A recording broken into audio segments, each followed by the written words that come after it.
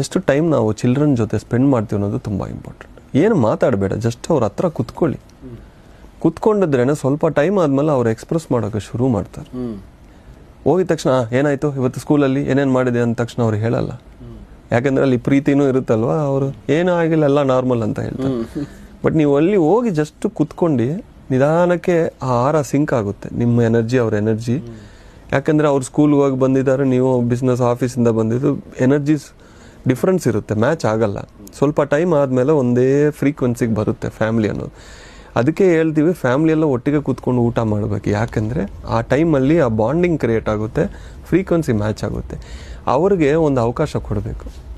ನಾನು ಒಂದು ಎರಡು ಕೇಳ್ತೀನಿ, ಆರ್ ಯು ಹ್ಯಾಪಿ? ಇಲ್ಲ ಅಂದರೆ ದೆನ್ ಡಿಗ್ ಮಾಡ್ತೀನಿ, ಯಾಕೆ ಏನಾಯಿತು ಏನಾಯಿತು ಏನಾಯಿತು ಅಂತ ಮಾಡ್ತೀನಿ. ಇನ್ನೊಂದು ಏನು, ಇವತ್ತೇನಾದರೂ ಹೊಸದಾಗಿ ಕಲ್ತಿದೆಯಾ? ಈ ಎರಡು ಸಾಕು ಮಕ್ಕಳಿಗೆ. ಅವರು ಎಕ್ಸ್ಪ್ರೆಸ್ ಮಾಡೋಕ್ಕೆ ನಾವು ಪ್ಲಾಟ್ಫಾರ್ಮ್ ಕ್ರಿಯೇಟ್ ಮಾಡಬೇಕು. ಯಾವಾಗ ನಾವು ಎಕ್ಸ್ಪ್ರೆಸ್ ಮಾಡೋಕ್ಕೆ ನಾವು ಪ್ರಶ್ನೆಗಳು ಕೇಳ್ತೀವೋ, ಒಂದು 5 ನಿಮಿಷ ಹೇಳಲ್ಲ ಒಂದೊಂದು ಸತಿ, ಆದಮೇಲೆ ನಿಧಾನಕ್ಕೆ ಅವ್ರು ಎಕ್ಸ್ಪ್ರೆಸ್ ಮಾಡ್ತಾರೆ. ಅವತ್ತದು ಅವಾಗವಾಗ ಎಕ್ಸ್ಪ್ರೆಸ್ ಮಾಡಿದ್ರೆ ಒಳಗೆ ಏನು ಇರಲ್ಲ ಅವ್ರಿಗೆ. ಆ ಥರ ಬ್ಯಾಲೆನ್ಸಿಂಗ್ ಆಗಿ ನಾವು ಪ್ಯಾರೆಂಟಿಂಗ್ ಮಾಡ್ಕೋಬೇಕು. ಇಲ್ಲಾಂದರೆ ಕೆಲವೊಬ್ಬರು 5 ವರ್ಷದಿಂದ ನಾನು ಸಫರ್ ಮಾಡ್ತಾ ಇದ್ದೆ, ನನ್ನ ಮಾತು ಯಾರು ಕೇಳೋಗೆ ಇಲ್ಲ ಅಂತ ಅವಾಗ ಎಕ್ಸ್ಪ್ರೆಸ್ ಮಾಡಿದ್ರೆ ಒಂದು ಸೈಕ್ಲೋನ್ ಥರ ಬರುತ್ತೆ. ಅಂದರೆ ಕೇಳೋಕೆ ಪ್ಯಾರೆಂಟ್ಸ್ ರೆಡಿ ಇಲ್ಲ. ಹೇಳಿದ್ರೆ ಅವರು ಪ್ಯಾರೆಂಟ್ಸ್ ಏನು ಮಾಡ್ತಾರೆ ಅಂತ ಭಯದಿಂದನೇ ತುಂಬ ಒಳಗೆ ಇಟ್ಕೊಳ್ತಾರೆ.